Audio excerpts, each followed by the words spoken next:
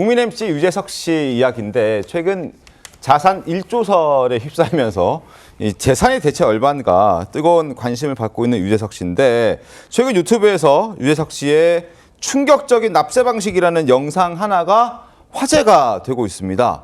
자, 그 영상부터 보고 와서 이야기를 이어가겠습니다.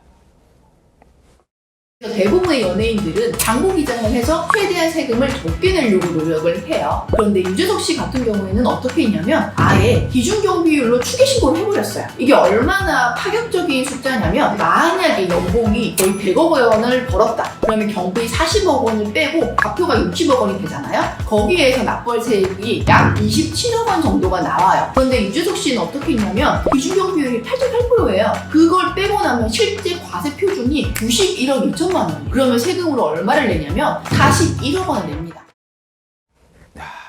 자, 들으셨죠? 세금을 절세하는 방법들이 있습니다. 그게 불법적인 것이 아니라 합법적으로 절세하는 방식들이 있는데 그것조차 유재석 씨는 하지 않는다. 그래서 연예계 생활을 지금 34년 동안 하는데 아무리 국세청에서 유재석 씨를 털어도 완벽하다라는 게 나온 겁니다. 근데 이렇게 하는 납세를 하는 연예인들이 흔치 않다는 거잖아요. 그죠? 흔치 않죠. 사실 지금 이 이야기가요. 많이 벌면 당연히 세금 많이 내야겠죠. 네. 탈세를 하겠다는 게 아니라 네. 세금을 잘 신고해서 적어도 내지 않아도 되는 세금을 내지 않는 걸 우리가 절세한다라고 하는데 유재석 씨는 절세를 거의 하지 않고 있다. 이런 평가가 가능한 겁니다. 이거 재테크 못하는 거 아닌가요, 그러면? 그런데 워낙 아니에요? 버는 게 많다면 세금을 충분히 잘 내고도 재테크는 가능하겠죠. 이번 사안으로 좀 돌아오자면요. 예를 들어서 내가 100억 원을 벌었다고 치면은요. 네. 당연히 여기에는 내가 이걸 벌기 위해 투자가 된 들어간 비용들이 있습니다. 네. 우리가 이제 비용 처리한다 이렇게 흔히들 얘기하는 비용 처리. 경비는 빼는 거죠. 100억을 벌었으면 내가 장부를 잘 기재해서 이거는 내가 이 일을 하는데 든 비용이고 이건 교통비고 이건 내가 이 물품을 사기 위해 들어갔다라고 처리를 하면 100억을 벌었지만 뭐 경비 60억, 40억을 제외하고 60억을 기준으로 해서 세금을 보통 부여받게 되는데 네. 유재석 씨 같은 경우에는 이 장부 처리를 아예 하지 않고요. 국가에서 정한 어떤 이 최소한의 기준 8.8%의 경비율로 그냥 신고를 해버리는 겁니다. 그러니까 사실 경비가 더 들었겠죠. 네. 유재석 씨도 당연히 본인을 위해서 일하는 사람 월급도 줬을 것이고 네. 충분히 경비가 들었겠지만 그런 처리를 하지 않고 8.8%를 기준으로 하면은요. 만약 100억을 벌었다고 하면은 91억 2천만 원이 경비 빼고 그대로 남게 되니까 맞아요. 사실 세금이 어마어마한 거죠. 이 장부로 비용 처리를 했을 때와 기준 경비율을 이제 적용을 했을 때는 사실 몇십억 원 정도 차이가 날 수도 있는 거거든요. 특히 많이 버는 경우에. 네네. 근데 유재석 씨는 기준 경비율로 신고를 했기 때문에 그러니까 우리가 흔히 세무조사 나가면 털면 먼지 나온다. 무조건 털린다. 털면 털린다 이런 이야기를 하는데 아무리 세무조사를 해도 뭐 어떤 건덕지가 나올 게 없는 상황인 겁니다. 지금 예를 들어 100억이었지 유재석 씨는 100억보다 더 벌 것으로 예상이 되잖아요.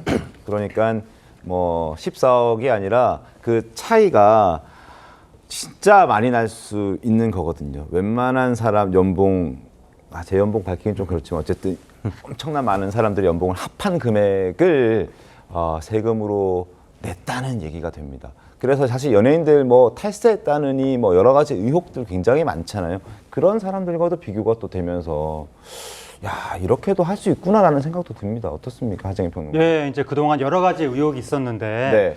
그렇다고 해서 그럼 탈세 의혹을 받았던 사람들이 다 탈세를 했느냐? 그건 또 아니거든요. 아니에요. 그러니까 유재석 씨가 이례적으로 굉장히 뭐 모범적인 모습을 보인 거지 다른 사람이 더 잘못했다라고 하기는 어려운 건데 탈세 논란이 있었던 연예인들 중에 예를 들어서 이한희 씨 같은 경우에 네. 세무조사 받고 60억대 추징금 납부했다라고 네. 알려져서 상당히 논란이 됐었거든요. 네. 근데 이한희 씨 측에서는 탈세를 한 것이 아니다라고 얘기했습니다. 네. 일단 세무조사를 받았다고 하니까 사람들이 뭐 무슨 혐의점이 있어서 세무조사 그러니까요. 받았나? 네. 라고 생각했는데 이한희 씨 측에서는 그게 아니라 법인 사업자 아티스트 비정기 통합기획 세무조사였다. 그냥 일반적으로 받는 세무조사였다라고 하고 세금을 탈세를 한 게 아니라 법인을 운영하다 보니까 네. 소득에 대해서 법인세를 냈었는데 세무당국에서 나중에 그건 법인세 대상이 아니라 소득세 대상이다라고 네. 해석을 달리해줘서 법인세와 소득세 사이에 차액을 나중에 납부한 것이다. 탈세가 아니다라고 얘기를 했고 비슷한 구조로 유연석 씨도 뭐 탈세 의혹이 있었는데 네. 아마 그것도 이제 뭐 법인세 이 문제였던 것 같습니다. 나중에 추징액이 처음에 70억이었다가 30억으로 또 줄어서 그것도 이제 상당히 화제가 됐었고 그러니까 거의 반 이상 줄어드는 거잖아요. 네. 그리고 이명웅 씨가 또 세금 체납 논란이 있었는데 이명웅 씨가 해명을 한 것이 일부러 안 낸 게 아니라 이제 네. 아파트에 사는데 3층에 우편함이 있었다는 거예요. 우편함에 세금 고지서가 있는 걸 몰랐다. 아. 그래서 못 내고 있다가 뒤늦게 알고 나중에 납부했다. 그렇게 해명하기도 했습니다. 그 대신 유재석 씨는 이런 것조차 변명조차 하기 싫었던 걸까? 왜 절세할 수 있는데도 왜 안 했던 걸까요? 저는 유재석 씨가 상당히 현명하다고 생각을 해요. 현명하다. 장기적으로 보는 거예요. 자, 왜냐하면은 아까 말씀하신 대로 이 경비 처리가 상당히 까다롭잖아요. 네. 이게 이제 늘 경비 처리할 때마다 세무사랑 입씨름을 해야 돼요. 이게 경비가 인정이 되냐 안 되냐 되냐 안 되냐. 근데 국세청이 제일 의심 많이 하는 게 이거 경비 아닌데 네. 경비 처리 꼼수 써가지고 절세하려고 했네. 네. 이렇게 추징 들어가면요. 바로 언론에 대서특필 하겠죠. 아하. 자, 그랬을 경우에 유재석 씨가 지금 하고 있는 프로그램이나 광고 중에 네. 단 하나라도 하차를 하거나 끊기면요. 그게 더 큰 타격입니다. 그러니까 유재석 씨 입장에서는 물론 그런 계산적인 걸 떠나서 네. 내가 그냥 내일 세금 다 내는 게 내가 롱런하는 거고 그래야 정말 국민들한테 사랑받을 수 있다. 저는 아주 현명한 판단을 하고 있다고 생각합니다. 깨끗하고 바른 이미지 그리고 신뢰도를 높이는 전략이다 이런 해석도 충분히 가능한데 강성필 부대변인님 강성필 부대변인이 100억 벌었어요. 네. 절세하지 않고 네. 깔끔하게 40억 낼 수 있습니까? 일단 첫 번째로 100억을 벌 수 있는가에 대한 의문이 있고요. 두 번째로는 100억을 벌었으면 얼마나 기분 좋겠습니까? 네. 그러니까 만약 벌어보지는 않았지만 벌게 된다면 저도 세금 잘 낼 자신이 있고 지금도 뭐 열심히 내고 있습니다.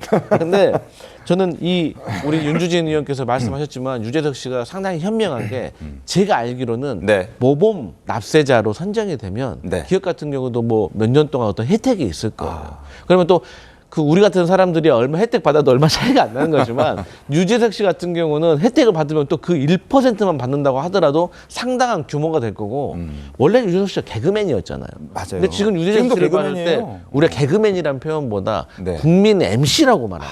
앞에 국민이 붙잖아요. 네. 이 정도면 얼마나 올바른 이미지가 형성이 돼야 되는 거거든요. 그래서 이런 모습에서 참 절제된 생활 어떤 배울 점이 참 많은 것 같다 이런 생각합니다. 알겠습니다.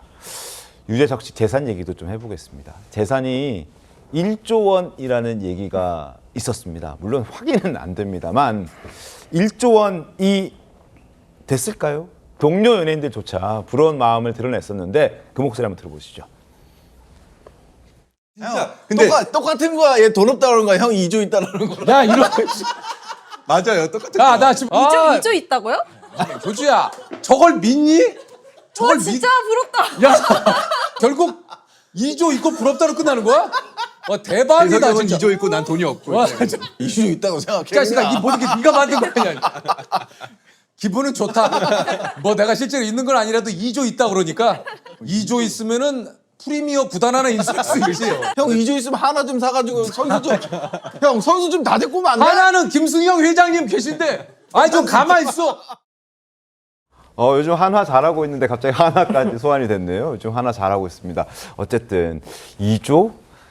저도 재산이 2조였으면 너무나 좋을 것 같은데 과연 2조, 1조? 근데 우리가 그건 알 수 없지만 그래도 유재석 씨가 2년 전이었나요? 200억 원대의 강남의 건물을 전에 현금으로 샀다는 얘기가 있었어요. 그건 사실이잖아요. 네, 그건 사실입니다. 일단 그 재산 규모가 우리나라 경제 규모상 한국의 국민 스타가 재산이 조 단위가 되기는 어렵고 네. 중국의 국민 스타라면 가능할 수도 있을 것 같습니다. 근데 그 나라의 경제 규모에 따라 달라지는 것이기 때문에 네. 어쨌든 그래도 우리나라에서는 비교적 상당한 자산가일 거라고 유재석 씨가 그렇게 추측은 되고 네. 그 유재석 씨 자산의 일단을 보여주는 것이 바로 2년 전쯤에 네. 유재석 씨가 서울 강남에 그 부동산 200억 원어치 정도를 현금으로 샀다라고 현금으로 해서 샀다. 상당히 이제 화제가 됐었는데 그때 각각 2개의 부동산을 산 거거든요. 네. 2개의 부동산을 200억 원 정도 주고 사서 아마 이걸 터서 네. 하나의 건물로 올리려고 그렇게 산 것 같습니다. 이렇게 되면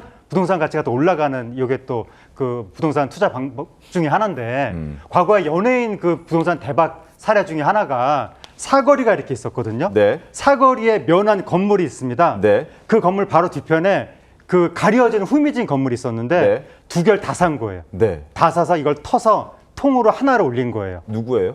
아, 이름 잊어버렸어요. 그런 사람이 있었어요. 그래서 부동산 가치가 굉장히 올라갔던. 그다음에 유재석 씨도 두 개를 터서 하나를 올리게 될 것 같습니다.